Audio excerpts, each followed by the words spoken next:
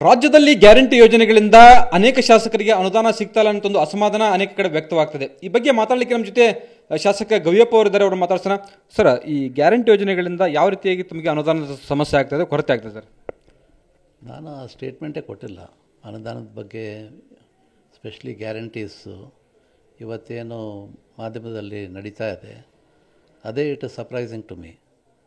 ನಾನು ನಮ್ಮ ಗ್ಯಾರಂಟೀಸ್ನಿಂದನೇ ಇವತ್ತು ನಾವು 3 ಕ್ಷೇತ್ರಗಳು ನಾವು ಗೆಲ್ಲಲಿಕ್ಕೆ ಸಾಧ್ಯ ಆಯಿತು. ಹಾಗಿರೋದ್ರಿಂದ ಇವತ್ತು ಜನನೇ ಸ್ಪಂದಿಸ್ತಾ ಇದ್ದಾರೆ.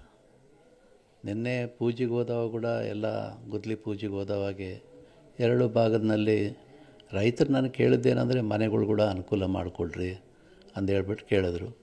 ಅದಕ್ಕೆ ನಾನು ಹೇಳಿದೆ, ಇಲ್ಲ ಇವಾಗ ಗ್ಯಾರಂಟೀಸ್ ಕೊಡ್ತಾ ಇದ್ದೀವಲ್ಲ, ಕಷ್ಟ ಆಗ್ತಾಯಿದೆ, ಮತ್ತು ಗ್ಯಾರಂಟೀಸು ಅದು ಪೂರ್ಣ ಆಗ್ತಾಯಿದೆ ನಿಮಗೆಲ್ಲ. ಮತ್ತು ನಿಮ್ಮದು ನೀವೇನು ಕೇಳ್ತಾ ಇದ್ದೀರ ಅದು ಮುಖ್ಯಮಂತ್ರಿಗಳಿಗೆ ಸಂದೇಶ ಮುಟ್ಟಿಸ್ತೀನಿ ಅಂತ ಹೇಳ್ಬಿಟ್ಟು ಅಷ್ಟು ಹೇಳಿದ್ದೆ ಆಗಲಿ. ಅದು ಬಿಟ್ಟು ನಾನು ಬೇರೆ ಏನು ಮಾತಾಡಲಿಕ್ಕೆ ಹೋಗಿಲ್ಲ.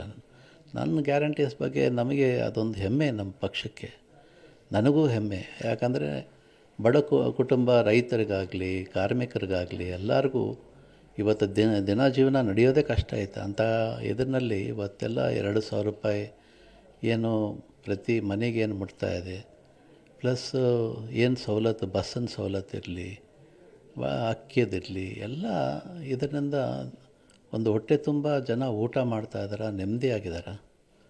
ಹಾಗಿರೋದ್ರಿಂದ ಗ್ಯಾರಂಟಿಗಳ ಬಗ್ಗೆ ಇವತ್ತೇನು ಮಾಹಿತಿ ನಡೀತಾ ಇದೆ ಅದೆಲ್ಲ ತಪ್ಪು. ತಾವು ಒಂದು 2 ಗ್ಯಾರಂಟಿಗಳನ್ನು ಕಡಿಮೆ ಮಾಡಬೇಕು, ಆ ಮುಖಾಂತರ ಅನುದಾನ ಕೊಡಬೇಕು ಅನ್ನೋ ಆಗ್ರಹವನ್ನು ಮಾಡಿದ್ದಾರೆ ಅಂತ ಹೇಳ್ತಾ ಇದ್ರು.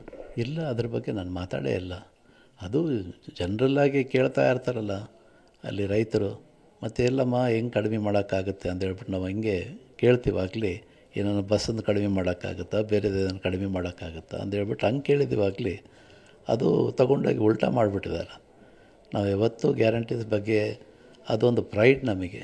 ಇವತ್ತು ನಮ್ಮ ಸರ್ಕಾರ 5 ವರ್ಷ ಪೂರ್ಣವಾಗಿ ನಾವು ಈ ಗ್ಯಾರಂಟಿಗಳು ನಡೆಸ್ತೀವಿ. ಅದರಿಂದನೇ ನಮ್ಮ ಸರ್ಕಾರಕ್ಕೆ ಒಳ್ಳೆಯದು ಆಗ್ತಾಯಿದೆ ಅನ್ನೋ ಹೇಳಲಿಕ್ಕೆ ಇಷ್ಟಪಡ್ತೀನಿ ಸರ್.